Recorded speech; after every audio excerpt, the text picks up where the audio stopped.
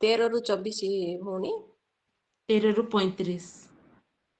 ଆଉ ଦେଖ ସେହି ଦିନ ସେମାନଙ୍କ ମଧ୍ୟରୁ 2 ଜଣ ଜିରୁସାଲେମ ଠାରୁ ପ୍ରାୟ 4 କୋଶ ଦୂରବର୍ତ୍ତୀ ଇମାଉ ଗ୍ରାମକୁ ଯାଉଥିଲେ। ଏ ସମସ୍ତ ଘଟଣା ବିଷୟରେ ପରସ୍ପର କଥାବାର୍ତ୍ତା କରୁଥିଲେ। ସେମାନେ କଥାବାର୍ତ୍ତା ଓ ବାଦାନୁବାଦନ କରୁଥିବା ସମୟରେ ଯୀଶୁ ଆପେ ସେମାନଙ୍କ ନିକଟକୁ ଆସି ସେମାନଙ୍କ ସଙ୍ଗେ ସଙ୍ଗେ ଗମନ କରିବାକୁ ଲାଗିଲେ। କିନ୍ତୁ ସେମାନଙ୍କର ଚକ୍ଷୁ ଏପରି ରୁଦ୍ଧ ହୋଇଥିଲା ଯେ ସେମାନେ ତାହାଙ୍କୁ ଚିହ୍ନି ପାରିଲେ ନାହିଁ।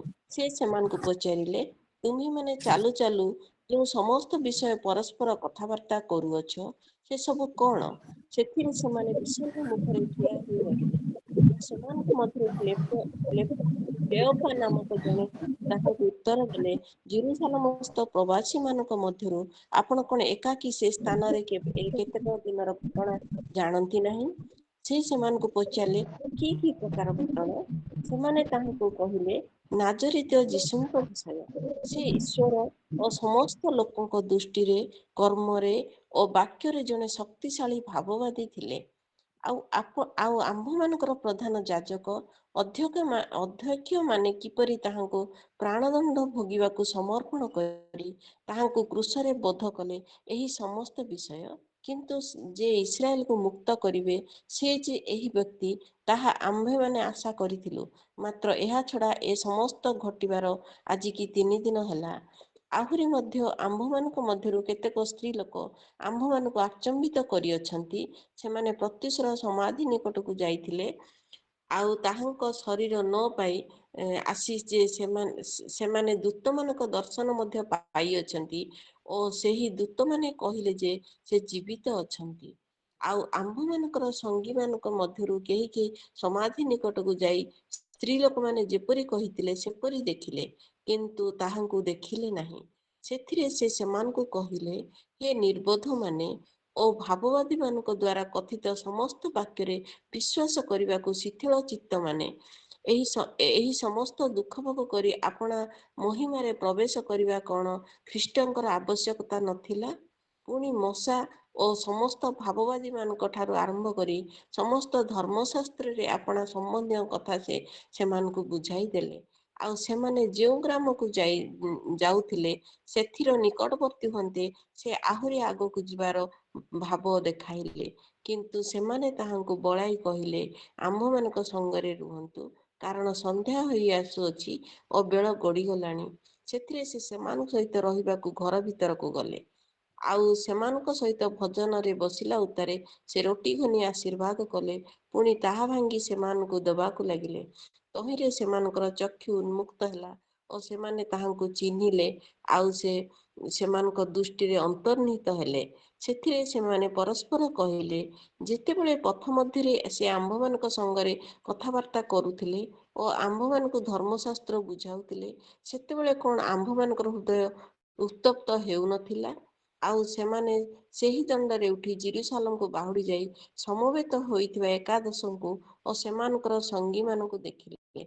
ସେମାନେ କହୁଥିଲେ ଯେ ପ୍ରଭୁ ନିଶ୍ଚୟ ଉଠିଅଛନ୍ତି ଓ ସିମୋନଙ୍କୁ ଦର୍ଶନ ଦେଇଅଛନ୍ତି। ଆଉ ସେମାନେ ମଧ୍ୟ ବାଟର ସମସ୍ତ ଘଟଣା ଓ ରୋଟି ଭାଙ୍ଗିବାରେ ସେ କିପରି ସେମାନଙ୍କ ଦ୍ୱାରା ଚିହ୍ନା ଗଲେ, ସେ ସବୁ ବର୍ଣ୍ଣନା କରିବାକୁ ଲାଗିଲେ। ଆମେନ୍। ଆମେନ୍।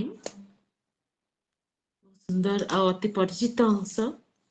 ଯେତେବେଳେ ଏଇ ଅଂଶଟା ପ୍ରଭୁ ମୋ ହୃଦୟରେ ଦଉଥିଲେ, ସେତେବେଳେ ମୁଁ ବୁଝି ପାରିନଥିଲି ଯେ ପ୍ରଭୁ ଏଇ ଅଂଶ ଦେଇକି ତୁମେ କାହିଁକି କଥା ହବା ପାଇଁ ଚାହୁଁଛ।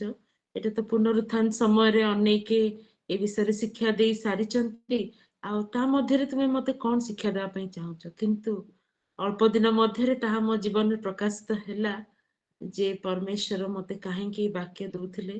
ଆଉ ବିଶେଷରେ ମୁଁ ଅନୁଭବ କରିଛି ପ୍ରଭୁଙ୍କର ଦ୍ୱିଧାର ଖಡ್ଗ ସଦୃଶ ତାଙ୍କ ବାକ୍ୟ, ଆଉ ଯିଏ ତାକୁ ଚଳାଏ ତାଙ୍କୁ ମଧ୍ୟ ତାହା ତାଙ୍କ ଦ୍ୱାରା ସେଇ ଦ୍ୱିଧାର ଖಡ್ଗ ଦ୍ୱାରା ସେ ପ୍ରଭାବିତ ହେଇଥାଏ। ଆଉ ଯାହା ନିକଟରେ ପ୍ରକାଶିତ ହୁଏ ସେ ମଧ୍ୟ ସେଇ ଦ୍ୱିଧାର ଖಡ್ଗ ଦ୍ୱାରା ପ୍ରକାଶିତ ହେଇଥାନ୍ତି। ହେଇପାରେ ଆଜି ଆପଣମାନଙ୍କ ସହିତ ଏଇ କାହାଣୀକୁ ବା ଏଇ ବାକ୍ୟକୁ ମୁଁ ବାଣ୍ଟୁଛି, କିନ୍ତୁ ଏଇ ବାକ୍ୟ ମୋ ଜୀବନରେ ମତେ ସାନ୍ତ୍ୱନା ଦେଇ ସାରିଛି ଅଳ୍ପ ଦିନ ମଧ୍ୟରେ। ତେଣୁ ମୁଁ ଆପଣ ସମସ୍ତଙ୍କୁ ଧନ୍ୟବାଦ ଦିଏ ଯେ ଆଜି ସୁଯୋଗ ଦେଇଅଛନ୍ତି, ଆଉ ପ୍ରଭୁଙ୍କୁ ବିଶେଷ ଭାବରେ ଧନ୍ୟବାଦ ଦିଏ ଯେ ମତେ ସେ ପ୍ରସ୍ତୁତ କରିଅଛନ୍ତି ମୋର सिचुएशन सहित मोर आगामी दिनर जहाँ संघर्ष अच्छी प्रभु मते प्रस्तुत कर सारी अच्छे वाक्य माध्यम तेबे आमने वाक्य मध्य को जीवा ता पूर्व गोटे मिनिट मु प्रार्थना रही चाहूँगी दयाकोरी समस्ते मते प्रार्थना तोड़ी धरतु। धन्यवाद धन्यवाद धन्यवाद पिता प्रभु आपण महानाम को धन्यवाद देउछि आपण नाम सकाश प्रभु आज आपण आम समस्त को एकत्र करी अछंती आपण नाम से आश्चर्य मंत्री आज आम से विषय को प्रभु पुनर्बार आम मध्य आम आलोचना करने जाऊँ आम तुमको जीवन रे अनेक समय रे प्रभु आम तुमर से आश्चर्य मंत्रणा को आम चाहूँ प्रभु तुम्हें आम चक्षु को उन्मुक्त कर आम जीवन रे तुम समाधान तुम शांति को देकी तुम्हें आम आश्वासना दियो यही प्रार्थना प्रभु जीशु ख्रीष्ट नाम रे मागुछि आमीन।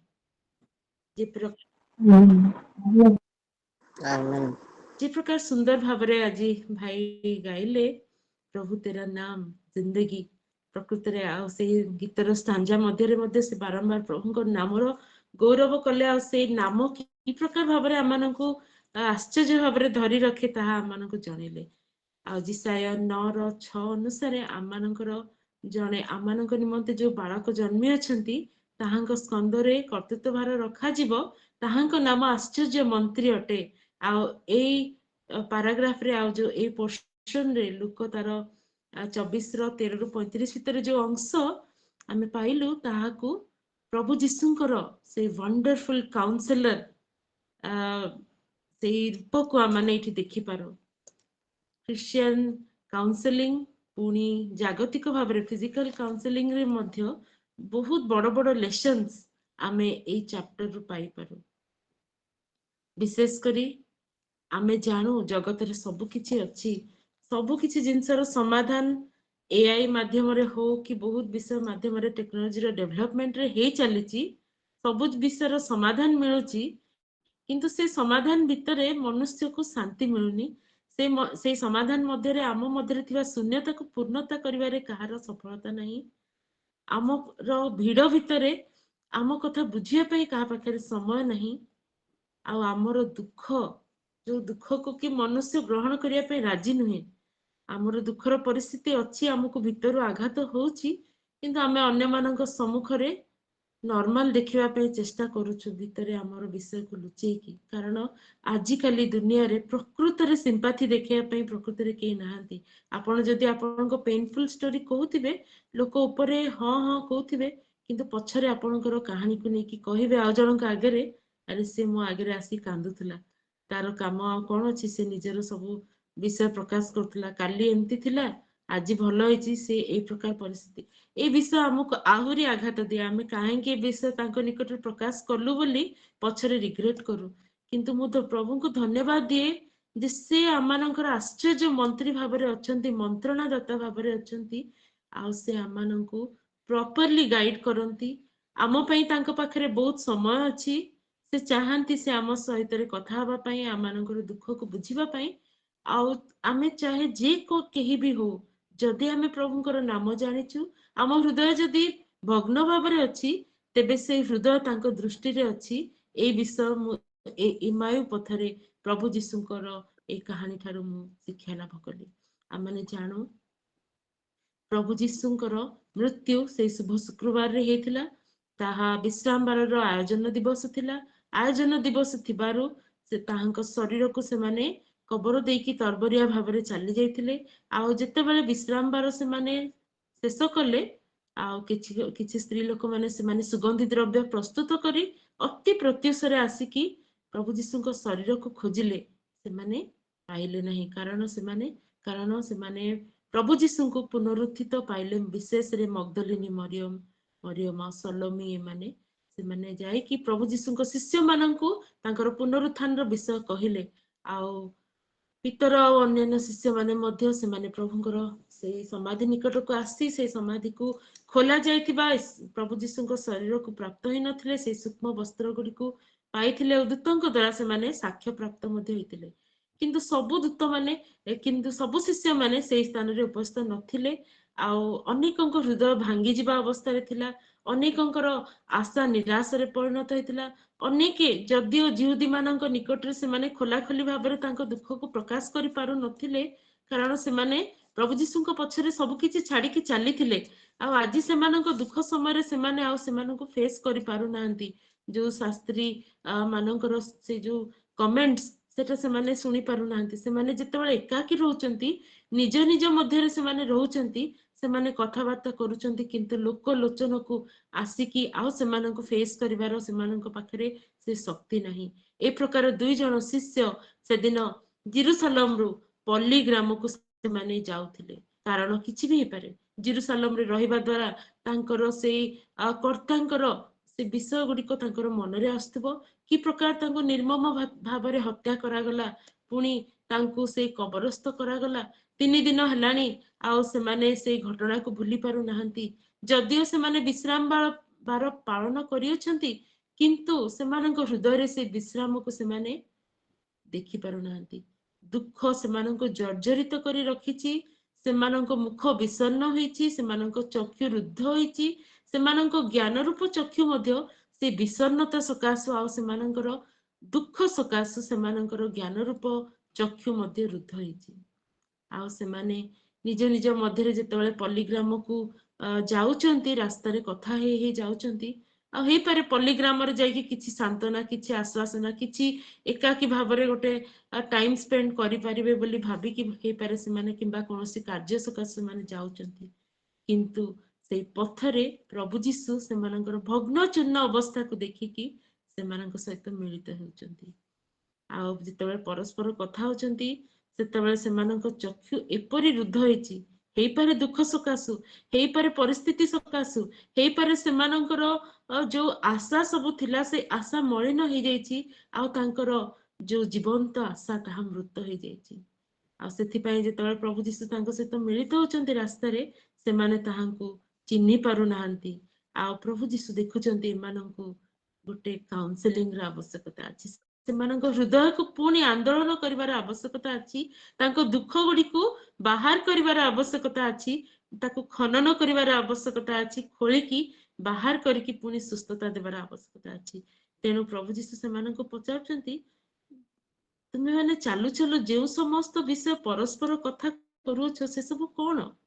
ଯେପରି ସେ ତାଙ୍କ ସହିତ କିଛି ଜଣେ ଅଜଣା ଭାବରେ ମିଶୁଅଛନ୍ତି, ତାଙ୍କର ଏଇ କଥୋପକଥନ କରୁଥିବା ବିଷୟ ଗୁଡିକ ସେ ଜାଣି ନାହାନ୍ତି, ଏ ପ୍ରକାର ଭାବ ଦେଖାଉଛନ୍ତି। ପୁଣି ସେମାନଙ୍କ ମୁହଁରୁ ଶୁଣିବା ପାଇଁ ଚାହୁଁଛନ୍ତି ଯେ ତାଙ୍କର ପ୍ରକୃତ ଦୁଃଖ କଣ। ଆଉ ସେମାନେ ଯଦିଓ ଜଣେ ଅପରିଚିତ ବ୍ୟକ୍ତିକୁ କହିବା ପାଇଁ ସେମାନେ ପ୍ରସ୍ତୁତ ହେଇଥାନ୍ତି କି ନ ହେଇଥାନ୍ତି ମୁଁ ଜାଣିନି, କିନ୍ତୁ ଯେତେବେଳେ ସେଇ ଅପରିଚିତ ବ୍ୟକ୍ତି ମାୟୁ ପଥରେ, ସେଇ ପ୍ରସ୍ତରମୟ ପଥରେ ତାଙ୍କ ସହିତ ଚାଲୁଅଛନ୍ତି, ଅନେକ ସମୟ ଚାଲିବା ପରେ ବୋଧେ ହେଇଥାଇପାରେ ସେମାନେ ନିଜର ହୃଦୟକୁ ଖୋଲିକି ତାଙ୍କ ସହିତ କଥାବାର୍ତ୍ତା କରିବା ପାଇଁ ଆରମ୍ଭ କରିଥିବେ। ଆଉ ସେମାନଙ୍କ ମଧ୍ୟରୁ ଜଣଙ୍କ ନାମ ଲିଖିତ ଅଛି କ୍ଲେଓପା, ଆଉ ଜଣଙ୍କ ନାଁ ଲେଖା ହେଇନି। ଆଉ ସେମାନଙ୍କୁ ସେ ପ୍ରଭୁ ଯୀଶୁଙ୍କୁ ଉତ୍ତର ଦେଉଛନ୍ତି ଯେ ଜିରୁସାଲମ ପ୍ରବାସୀ ମାନଙ୍କ ମଧ୍ୟରୁ କଣ ଆପଣ ଜଣେ ଏକାକୀ ଏ ସ୍ଥାନରେ କେତେକ ଦିନର ଘଟଣା ଜାଣୁନାହାନ୍ତି? ସେମାନେ ଯେତେବେଳେ ପ୍ରଭୁ ଯୀଶୁ ତାଙ୍କୁ ପଚାରିଲେ ଯେ ତୁମାନେ କେଉଁ ବିଷୟରେ କଥୋପକଥନ କରୁଅଛ, ସେ ସବୁ କଣ, ସେମାନେ ଆଶ୍ଚର୍ଯ୍ୟ ହେଇକି ଠିଆ ହେଇଗଲେ। ଚାଲୁଥିଲେ ଚାଲୁଥିଲେ ଠିଆ ହେଇଗଲେ ଯେ କଣ ଏଇ ବ୍ୟକ୍ତି ଏତିକି ବି ଜାଣିନାହାନ୍ତି, ଇଏ କଣ ବାହାରୁ ଆସିଛନ୍ତି, ଏ କଣ ପ୍ରଭୁ ଯୀଶୁଙ୍କର ଏଇ ଘଟଣା ଗୁଡିକୁ ଜାଣିନାହାନ୍ତି। ଆଶ୍ଚର୍ଯ୍ୟ ହେଇକି ଠିଆ ହେଲେ। ତାପରେ ସେମାନେ ତାଙ୍କୁ କହିବା ପାଇଁ ଲାଗିଲେ ଘଟଣା ଗୁଡିକ କଣ।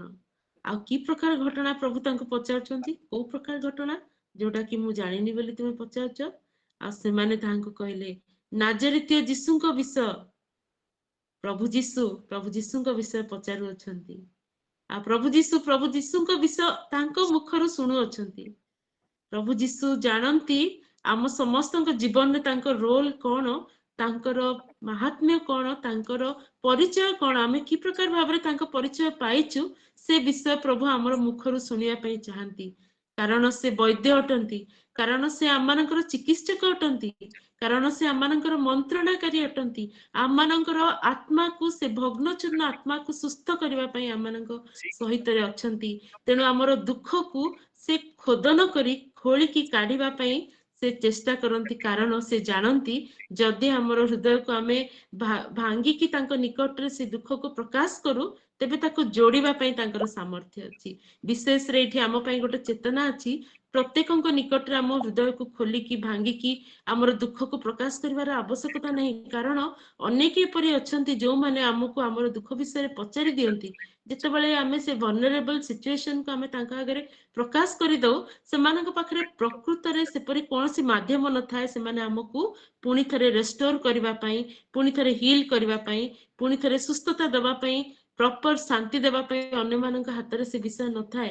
सेति पई प्रोफेशनल काउंसलिंग रे प्रोफेशनल काउंसलर्स माने जो माने शिक्षा प्राप्त होइचंती, बहुत एक्सपीरियंस अछि, सेमाने ही 1-to-1 काउंसलिंग रे बसंती आ सेमाने ही गोटे केस स्टडी करंती। सुरेखा आंटी जानिथिबे निश्चय सेमानक फील्ड रे प्रकार कार्य सब करा जाउथबो। जेतेबेले काउंसलर्स माननकु कुहा जाए आपण काउंसलिंग करंतु, विशेष भाबरे जेतेबेले भांगी पड़िथिबा आत्मा गुडी को भांगी पड़िथिबा व्यक्ति विशेष को काउंसलिंग करा जाए, बहुत केयरफुली तांकर स्टोरी को रीटोल्ड करा हुए बा तांकर पुरातन सेई कथा को को विषय माध्यम देखि कोन पई तांकर जीवन रे एते दुख हेछि से विषय को से माने प्रकाश करନ୍ତି। विशेष रे जेतेबेले देखिबे आपण माने बड़ बड़ क्रिमिनल माने गोटे परिस्थिति रे पड़ी कि गोटे बहुत बड़ से माने भूल कार्य करिथांती, साधारणतः भाबरे से माने क्रिमिनल नुहंती, क्रिमिनल बैकग्राउंड नुहंती, किंतु सुचिंतित भाबरे बा दुखर सहित से माने गोटे कार्य करिथांती। तांकोटु से विषय को बाहर करिया पई काउंसलर्स माननको बहुत स्ट्रगल करिया पई पड़े, तांकर से स्टोरी को रीटोल्ड करिवा पई बहुत कष्ट पड़े। किंतु प्रभु जीशु से दिन तांको मध्य उपस्थित थिले, आ से तांकर से दुख विषन्नता तांकर तिक्ततार कारण को तांको पचारु अछंती, कारण से जानंती he is able to handle them. से सेमानंकु प्रॉपरली सेमानंकु हैंडल करि परिबे। जेतेबेले सेमाने तांकर दुखटा को खोली की कहिबे, तापरे सेठु समाधान सुस्थता आ ताको मेंडिंग करबा बा से भग्न हृदय को पुनर्बार ताको सजाड़िबार सामर्थ्य तांको पाखरे अछि। सेथि पई से दिन से पचारले की प्रकार घटना, कारण प्रभु जानिबा पई चाहुथिले तांको हृदय रे कोन अछि। आ प्रकृत जो डीप दुख पाख को पहुंचिले 19 पदरे लुक 24 पर्वर 19 पदरे से माने कोन कहले, से माननको कहले नाजरीतीय यीशुଙ୍କ विषय। से माननको पचरे की प्रकार घटना, आ से माने ताहांको कहले नाजरीतीय यीशुଙ୍କ विषय। से ईश्वर तांको मुखरु से माने स्वीकार कले, आमे तांको पछरे चालिथिलु, तांको ठारु आमे प्रकाशन पाइचु कि से स्वयं ईश्वर अटंती। आमे से ईश्वर अटंती, सेथि पई आमे तांको सहित चालिथिलु। पुणी आम निकटरे से प्रकाश करथिले से स्वयं ईश्वर।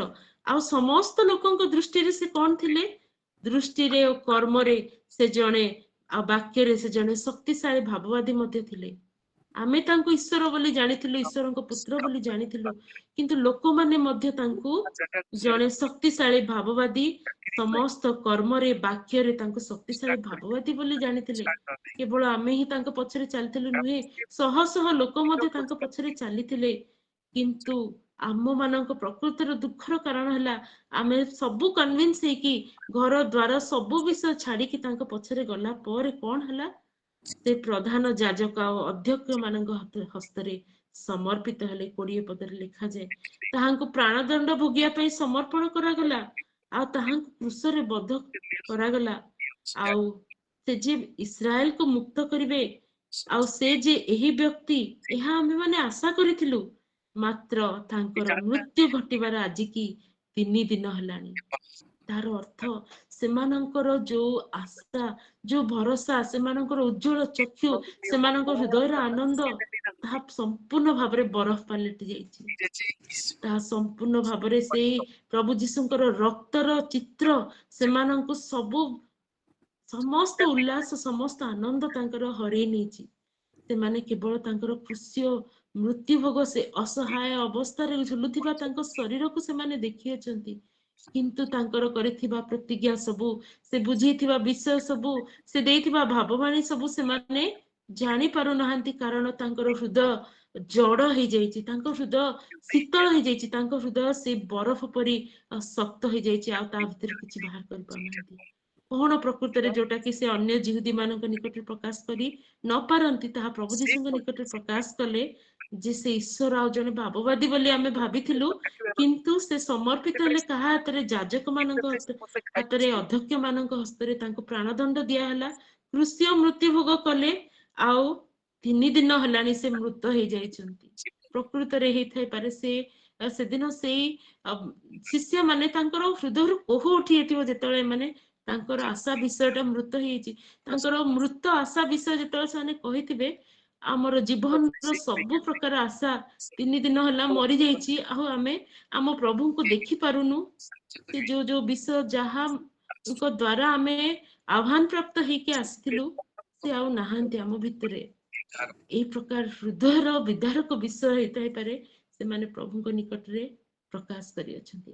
ଆଉ ତା ସହିତ ମଧ୍ୟ କହିଛନ୍ତି ଯେ ଆଉ ଗୋଟେ ଆଶ୍ଚର୍ଯ୍ୟ ବିଷୟ ବି ଆମେ ଶୁଣୁଛୁ ଯେ କିଛି ଜଣ ସ୍ତ୍ରୀ ଲୋକ, କିଛି ଜଣ ଶିଷ୍ୟ ସେମାନେ ଆମ ଆଗରେ ପ୍ରକାଶ କରୁଅଛନ୍ତି ଯେ ପ୍ରଭୁ ଯୀଶୁ ଉତ୍ଥିତ ହେଇଅଛନ୍ତି। ସେ କହିଲେ ପ୍ରଭୁ ଯୀଶୁ ଆମକୁ ବି ତ ପ୍ରେମ କରୁଥିଲେ, ଯଦି ଉତ୍ଥିତ ହେଲେ ଆମକୁ କାହିଁକି ଡାକିଲେନି? ଆମେ କାହିଁକି ତାଙ୍କୁ ଦେଖିନୁ? ସେମାନେ ଅବିଶ୍ୱାସ ମଧ୍ୟ କରୁଅଛନ୍ତି ସେଇ କିଛି ଜଣଙ୍କ ସମ୍ବାଦ। ତାଙ୍କୁ ଲାଗୁଥିବ କଣ ଅଳ୍ପ ଜଣ ତାଙ୍କର ପ୍ରିୟ ଶିଷ୍ୟ ଥିଲେ, କଣ ଆମ ଜୀବନରେ ଆମେ କଣ ସେତିକି ବିଶ୍ୱସ୍ତ ତାଙ୍କର ସନ୍ତାନ ନଥିଲୁ କି? ନା ଆମ ବିଶ୍ୱାସଟା ଯଥେଷ୍ଟ ନଥିଲା? ନା ଆମ ପାଖରେ କିଛି ତ୍ରୁଟି ଥିଲା? ଆମେ ପ୍ରଭୁ ଯୀଶୁଙ୍କୁ ତ ଦେଖିନୁ, ଆମେ ତ ତାଙ୍କର ଦର୍ଶନ ପାଇନୁ ସେଇ ପୁନରୁତ୍ଥିତ ଯୀଶୁଙ୍କର। ଅନେକ ସମୟରେ ବିଶ୍ୱାସୀ ମାନଙ୍କ ଜୀବନରେ, ଆମ ସମସ୍ତଙ୍କ ଜୀବନରେ, ବିଶେଷରେ ମୋ ଜୀବନରେ ମଧ୍ୟ ବାରମ୍ବାର ଏ ବିଷୟ ଆସିଥାଏ, ଏ ପ୍ରକାର ଘଟଣା ଘଟିଥାଏ। ପ୍ରଭୁ ତାଙ୍କୁ ଭବିଷ୍ୟତବାଣୀ ମାଧ୍ୟମରେ ଏ ପ୍ରକାର ବିଷୟ କୁହାହେଲା, ମୋ ପ୍ରତି କାହିଁ କିଛି ଭବିଷ୍ୟତବାଣୀ ହେଲାନି? ମୋ ପାଇଁ ଯୋଉ ଭବିଷ୍ୟତବାଣୀ ହେଇଥିଲା ତାହା କାହିଁକି ସଫଳ ହେଲାନି?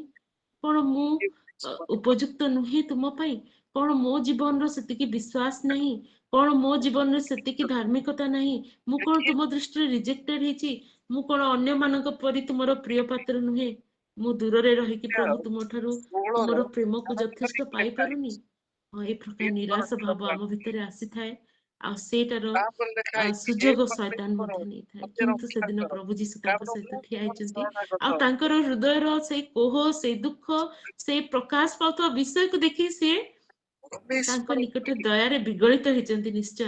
ଆଉ ଆମେ ଦେଖୁ ଯେତେବେଳେ ପ୍ରଭୁ ଯୀଶୁ ନିଜର ଇମୋସନକୁ ବହୁତ ସମୟ କଣ୍ଟ୍ରୋଲ କରନ୍ତି କରନ୍ତି କରନ୍ତି, ଯେତେବେଳେ ତାଙ୍କର ଡିପ୍ ବିଷୟ ସବୁକୁ ଦେଖନ୍ତି ସିଏ ଆଉଟବ୍ରଷ୍ଟ ହୁଅନ୍ତି, ସିଏ ତାଙ୍କର ଇମୋସନକୁ ପ୍ରକାଶ କରନ୍ତି। ଆଉ ପ୍ରଭୁ ଏତେ ସମୟ ପର୍ଯ୍ୟନ୍ତ ଧୈର୍ଯ୍ୟ ଧରିକି ତାଙ୍କ କଥା ସବୁ ଶୁଣୁଥିଲେ, କିନ୍ତୁ ଯେତେବେଳେ ସେମାନେ ତାଙ୍କର ଦୁଃଖଟାକୁ ସମ୍ପୂର୍ଣ୍ଣ ଭାବେ ପ୍ରକାଶ କଲେ, 3 ଦିନ ହେଲାଣି ସେ ମୃତ ହେଇଅଛନ୍ତି, ଆଉ ଯୋଉ ସ୍ତ୍ରୀ ଲୋକମାନେ, ଅନ୍ୟାନ୍ୟ ଶିଷ୍ୟମାନେ କହୁଛନ୍ତି ସେଇ କଥାଟାକୁ ସେମାନେ ଗ୍ରହଣ କରିପାରୁନାହାନ୍ତି ଯେ ଆମେ ବୋଧେ ଜେରୁସାଲେମରେ ରହିକି ଦର୍ଶନ ପାଇଲୁନି, ଆଉ ଆମେ ଚାଲ ଆମର ଇମାୟ ଗ୍ରାମକୁ, ଆମର ପଲ୍ଲୀ ଗ୍ରାମକୁ ଆମେ ଫେରିଯିବା। ତୁମାନେ ଯଦି ଏହି ପ୍ରକାର ଅବସ୍ଥାରେ ଅଛ, ହେ ନିର୍ବୋଧ ମାନେ ଓ ଭାବବାଦୀ ମାନଙ୍କ ଦ୍ଵାରା କଥିତ ସମସ୍ତ ବାକ୍ୟରେ ବିଶ୍ୱାସ କରିବା ପାଇଁ ଶିଥିଳ ଚିତ୍ତ ମାନେ, ଏଇ ପ୍ରକାର କଥା କହିକି ସେ ନିଜର ଆଉ ଲୁଚେଇକି ପ୍ରଭୁ ରଖି ପାରୁନାହାନ୍ତି, କଣ୍ଟ୍ରୋଲ କରିକି ରଖି ପାରୁନାହାନ୍ତି। ପ୍ରଭୁ ପ୍ରକାଶ କରୁଛନ୍ତି, ନିଜକୁ ତ ପ୍ରକାଶ କରୁନାହାନ୍ତି, କିନ୍ତୁ ସେ କହିଥିବା, ଶିକ୍ଷା ଦେଇଥିବା ବିଷୟ ଗୁଡିକୁ ତାଙ୍କ ନିକଟରେ ପୁଣି ଥରେ ପ୍ରକାଶ କରୁଛନ୍ତି। ତାଙ୍କର ସେଇ ଡିପ୍ ଷ୍ଟୋରି ଭିତରକୁ ପ୍ରଭୁ ଯୀଶୁ ଯାଇଛନ୍ତି, କୋଉଠି ତାଙ୍କର କ୍ଷତ ହେଇଛି, କୋଉଠି ତାଙ୍କର ପୁରାତନ ବିଷୟ ସବୁ ସେଠି ଲୁପ୍ତ ହେଇଯାଇଛି, କୋଉ ସ୍ଥାନରେ ତାଙ୍କର ସବୁ ଆଦ୍ୟ ପ୍ରେମଟା ମୃତ ହେଇଛି, ସେଇ ସ୍ଥାନକୁ ସେ ଯାଇକି ପହଞ୍ଚିଛନ୍ତି। ଆଉ ପହଞ୍ଚିଲା ପରେ ସେ ପ୍ରକାଶନ କରୁଛନ୍ତି, ସେ କାଉନସିଲିଂ କରିବା ପାଇଁ ଆରମ୍ଭ କରୁଛନ୍ତି, ସେ ସାନ୍ତ୍ୱନା ଦେବା ପାଇଁ ଆରମ୍ଭ କରୁଛନ୍ତି। କି ପ୍ରକାର ଭାବରେ? ବାକ୍ୟ ମାଧ୍ୟମରେ। ଆମେ ଦେଖିଛୁ ପ୍ରଭୁ ଯୀଶୁ ଶୈତାନକୁ ପ୍ରତିରୋଧ କରନ୍ତୁ, ନିଜର କୌଣସି କାର୍ଯ୍ୟ କରନ୍ତୁ, ପିତାଙ୍କୁ ପ୍ରକାଶ କରନ୍ତୁ, କିମ୍ବା କାଉନସିଲିଂ କରନ୍ତୁ, ନିଜ କଥିତ ବାକ୍ୟ ସମୂହ ମାଧ୍ୟମରେ ହିଁ ତାହା କରିଥାନ୍ତି। ଆଉ ସେ କଣ କରୁଛନ୍ତି? ପୁଣି ତାଙ୍କୁ ଏହି ସମସ୍ତ ଦୁଃଖ ଭୋଗ କରି ଆପଣା ମହିମାରେ ପ୍ରବେଶ କରିବା କଣ ଖ୍ରୀଷ୍ଟଙ୍କର ଆବଶ୍ୟକତା ନଥିଲା? ସେ ବିଷୟ ସେମାନଙ୍କୁ ପଚାରୁଛନ୍ତି, ଗୋଟେ କ୍ୱେଶ୍ଚନ ପଚାରୁଛନ୍ତି, ତାଙ୍କୁ ଚିନ୍ତା କରିବା ପାଇଁ ମଜବୁର କରୁଛନ୍ତି। ତାଙ୍କୁ ପୁଣି ଆମେ ୟୁନିଡାଇରେକ୍ସନାଲ ୱେରେ ଚିନ୍ତା କରି କରି ଯାଉଥାଉ, କିନ୍ତୁ ଆମକୁ ମଲ୍ଟି ଡାଇରେକ୍ସନାଲ ୱେରେ ଦେଖେଇବା ପରମେଶ୍ୱର ହଉଛନ୍ତି ପ୍ରଭୁ ଯୀଶୁ। କଣ କଣ ପରିସ୍ଥିତି ହେଇଥାଇପାରେ ଆମ ଜୀବନରେ, ସେ ପରିସ୍ଥିତିର ବିଷୟ ଗୁଡିକ କଣ, ଆମକୁ କଣ ବିଷୟର आवश्यकता अच्छी भविष्य रे हमर को उत्तम विषय पाए प्रभु आम जीवन रे कार्य सब एलाउ करी अछंती कोन विषय रे हमको शिक्षा प्राप्त हबा पई अछि बोली ए घटना गुडी को घटेचंती अनेक समय रे प्रभु हमर चिंता को विभिन्न दिग को फैलांती बा स्प्रेड करंती ताहाले आमे हमर से गोटे डायरेक्शन रे भाबुतवा चिंता करिकि दुख करथवा विषय को आमे जेपरि सेथिरु बाहरी पारिबो आ प्रभु जीशु तांको गोटे क्वेश्चन माध्यम रे चैलेंज करूचंती कोन एही सब दुख भोग करी आपना महिमा रे प्रवेश करबा कृष्णकर आवश्यकता नथिला से कोन करूचंती तांका वाक्य सब स्मरण करूचंती पुनी मूसा ओ समस्त भाववादी ठारो आरंभ करी धर्मशास्त्र रे आपना संबंधी कथा से सेमान को बुझाई देले प्रभु जीशु जे मृत हेबे आउ 3 दिन उत्तरे उत्थित हेबे आउ सबु दिन निमंते चिरकाल निमंते से आमानकर आशा भूमि अटंती भरोसा भूमि अटंती अनंत कालीन राजा अटंती शांति राजा अटंती आउ से आमानक निमंते परित्राण कार्य साधन करी अछंती से दुई जण शिष्य जो माने दुख करू अछंती सेमानकर परित्राणर आवश्यकता निमंते मध्य प्रभु जीशु हतई अछंती से विषय सब तांको धर्मशास्त्र से आलोचना करी करी तांको विषय से शिक्षा देले आउ जदी बाहिक भाबरे कि आमानंकु गोटे बटर स्प्रेड कथा कहिबो सुगर कोटेड कथा कहिबो ताहा अल्प समय पय हमकु सांत्वना देबो किंतु जदी प्रभुंकर अनुशोचना प्रभुंकर चैलेंज प्रभुंकर प्रश्न प्रभुंकर वे ऑफ काउंसलिंग जदी आम जीवन में कार्यकारी हुए ताहा मानंकु भितरु भितरु भितरु भितरु हिल करी करी करी आसीबो आ मानंकु सांत्वना देबो आ माने प्रकृति रे बुझी पारिबो जे परमेश्वर को कार्य आम जीवन रे कोन अटे तांको उद्देश्य आम जीवन रे कोन अटे आ ता द्वारा आमे सांत्वना पाइबो निश्चय से दुई जण शिष्य से दिन प्रभुंकर वाक्य रे सांत्वना प्राप्त हेले सेमानक चक्षु को प्रभु जीशु सेते पर्यंत खोली नथिले आ से माने संपूर्ण भाबरे तांको चिन्हि पारु नथिले तथापि तांको वाक्य सब सुनि के आहुरी तांको सहित रहिबा पई तांकर इच्छा होतिला कारण रास्ता मध्य रे तांकर वाक्य सुनि कि सेमानक शीतल हृदय उत्तप्त हेबा पई लागुतिला धीरे धीरे से माने से शीतल अवस्था से माने बाहरी पड़थिले आ तांको से माने रिक्वेस्ट करले जेतेबेले से इमायु नामक ग्राम रे पहुंची गले से शिष्य माने तांकर डेस्टिनेशन रे पहुंची गले ए अजणा व्यक्ति तांको कहउछन मते आगु को आहुरी बाट जिबार अछि हो मु जाउची किंतु जेहेतु सेमानंकु तांको उपस्थिति से अजणा व्यक्ति को उपस्थिति तांको भलो लागुची सेत पई तांको बळेले दुई जण शिष्य जे आपण आम सहित आउ किछि समय रुहंतु अंधकार हे आसुची आम सहित गृह मध्य रे प्रवेश करी विश्राम करंतु जेतेबेले आमे निजे प्रभुंकर उपस्थिति चाहि थाउ प्रभु तो आम निकट तांकर समाधान को रखी दियंती किंतु से समाधान को नबा पई जेतेबेले आमे प्रस्तुत हो आमे जेतेबेले आम हृदय रे तांको स्थान देबा पई निमंत्रण करू आमे जेतेबेले तांको आहुरी आम सहित रहिया पई आमे निवेदन करू बळेई थाउ से कदापि हमको छाड़ी की जीवा परमेश्वर नुहंती कारण से चाहंती जे आमे आहुरी तांको द्वारा सांत्वना प्राप्त हो आ जेतेबेले से माने संध्या होई आस्तवार कारण देखि कि तांको सहित रहिबा पई घर भीतर को डाकिले प्रभु जीशु गले आ तांको सहित भोजन रे बसिले आ रोटी भांगी आशीर्वाद मध्य कले एटा मते प्रकाशित वाक्य 3 रो 20 पद को मध्य नै जाय जे केही तांको हृदय मध्य को आह्वान करे प्रभु जीशु तांको सहित रे रहिबा पई तांको सहित भोजन करिबा पई से प्रस्तुत अटंती आ कारण से आमानकर प्रकृत सांत्वना दाता अटंती आ से समय तांकर रोटी भंगार स्टाइल तांकर आशीर्वाद करिवार शैली तांकर सहित चालू चालू तांको चक्षु धीरे धीरे उन्मुक्त हैला आ से शिष्य माने तांको चिन्हिले प्रभु जीशु को उद्देश्य सेठी शेष होई नथला तेनु से तांको चक्षु सम्मुखरु उभान हे गले कारण से चाहुतिले जे ए शिष्य माने जेरूशलेम रु बाहर को जाई कि से माने विभिन्न पल्लीग्राम रे इमायु रे अलग अलग जगह रे से माने सेटल न होंतु से चाहुतिले ए माने पुनी थरे जेरूशलेम को फेरी जांतु पुनी पवित्र आत्मा को शक्ति न मिलवा पर्यंत सेठारु दूर को जांतु नै सेत प्रभु जीशु तांको चक्षु सम्मुखरु जेमिति उभान हे गले दिन सारा चली चली आसीथिबा इमाय पथ जो दीर्घ रास्ता ता होची 4 कोस बाट बोली लिखा जाए जेतोले आमे इंटरप्रेट करू सेटा होची 7 रु 8 माइल बा आजिकाली रो हिसाब रे 12 रु 13 किलोमीटर रास्ता ଆଉ ଏଇ ଶିଷ୍ୟ ମାନେ ଯେତେବେଳେ ସେମାନେ ଜାଣିଲେ ଯେ ପ୍ରଭୁ ଆମ ସହିତ କଥାବାର୍ତ୍ତା କରୁଥିଲେ, ସିଏ ଆମକୁ କଢେଇ ଆଣିଲେ, ଏତେ ସମୟ ଆମକୁ ଆମ ସହିତ କାଟିଲେ, ଆଉ ଆମକୁ ଏଇଠି ଗୃହ ମଧ୍ୟରେ ପ୍ରବେଶ କରିକି ଆଶୀର୍ବାଦ କଲେ, ରୋଟି ଭାଙ୍ଗିଲେ, ସେଇ ମୁହୂର୍ତ୍ତରେ ସେମାନେ ଉଠିଲେ। ପୁଣି ଓ ଆନନ୍ଦରେ ସେମାନେ ଦୌଡ଼ିକି ଜେରୁସାଲେମକୁ ଯାଇଥିବେ, ତାହା ସେମାନଙ୍କ ଛଡା ଆଉ କେହି କହିପାରିବେନି।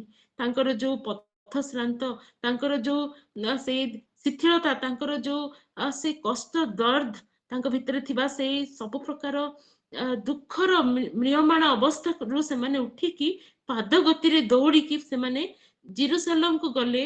ପୁଣି ଦ୍ୱାଦଶ ନୁହେଁ, ଏକାଦଶ ଯେଉଁ ସ୍ଥାନରେ ସେମାନେ ଏକତ୍ରିତ ହେଇଥିଲେ, ସେମାନେ ଯାଇକି ସେ ସ୍ଥାନରେ ପହଞ୍ଚିକି ସେମାନଙ୍କୁ ଏ ବିଷୟ ଘଟଣା କହିବା ପାଇଁ ଲାଗିଲେ ଯେ ଆମେ ଅବିଶ୍ୱାସ କରୁଥିଲୁ, ଆମେ ଭାବୁଥିଲୁ ଯେ ପ୍ରଭୁ ଯୀଶୁ ଉଠିଛନ୍ତି କି ନାହିଁ, ପ୍ରକୃତରେ କେତେ ଜଣଙ୍କୁ କାହିଁକି ଦେଖାଦେଲେ, ଆମକୁ କାହିଁକି ଦେଖା ଦେଇନାହାନ୍ତି, ଆମେ କଣ ପ୍ରିୟ ଶିଷ୍ୟ ନଥିଲୁ କି, ଏ ପ୍ରକାର ଭାବନାରେ ଆମେ ଥିଲୁ। କିନ୍ତୁ ପ୍ରଭୁ ଯୀଶୁଙ୍କର ଉତ୍ଥିତ ହେବା ବିଷୟ ସତ୍ୟ, ସେ ଆମମାନଙ୍କୁ ସବୁ ରାସ୍ତା ସାରା ଯାହା ଯାହା କହିଥିଲେ ସେ ସବୁ ସେମାନେ ପ୍ରକାଶ କଲେ।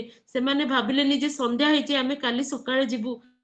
ସେମାନେ ସେଇ ସମୟରେ ଉଠିଲେ, ଆଉ ପୁଣି ଥରେ ପାଦ ଗତିରେ ନିଜର ସବୁ ଶ୍ରାନ୍ତ କ୍ଳାନ୍ତ ଅବସ୍ଥାକୁ ସେମାନେ ପାସରିକି ପ୍ରଭୁ ଯୀଶୁଙ୍କ ଠାରୁ ଶକ୍ତି ପ୍ରାପ୍ତ ହେଇକି ହୃଦୟର ପ୍ରଫୁଲ୍ଲତାରେ ସେମାନେ ଦୌଡ଼ି ଯାଇକି ଏକାଦଶଙ୍କୁ କହିଲେ।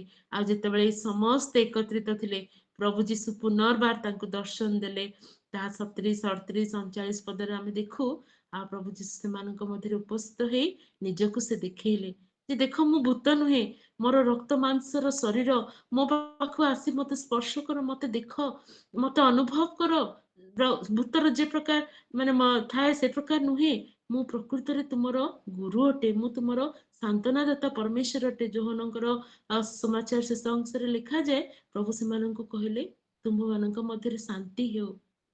ଆଜିକାଲି ଜଗତରେ ଅନେକ ବିଷୟ ମଧ୍ୟ ଏଇ ସାନ୍ତ୍ୱନା, ଶାନ୍ତି ଦେବା ପାଇଁ ଇଚ୍ଛା କରିଥାନ୍ତି। କେତେ ଆଶ୍ରମ ସବୁ ଅଛି, କେତେ ଧଳା ଲୁଗା ଉପରୁ ତଳ ପର୍ଯ୍ୟନ୍ତ ପ୍ରଭୁ ଯୀଶୁଙ୍କର ପରି ପିନ୍ଧିକି ପ୍ରଚାର କରିବା ପାଇଁ ଅନେକ ଚେଷ୍ଟା କରନ୍ତି।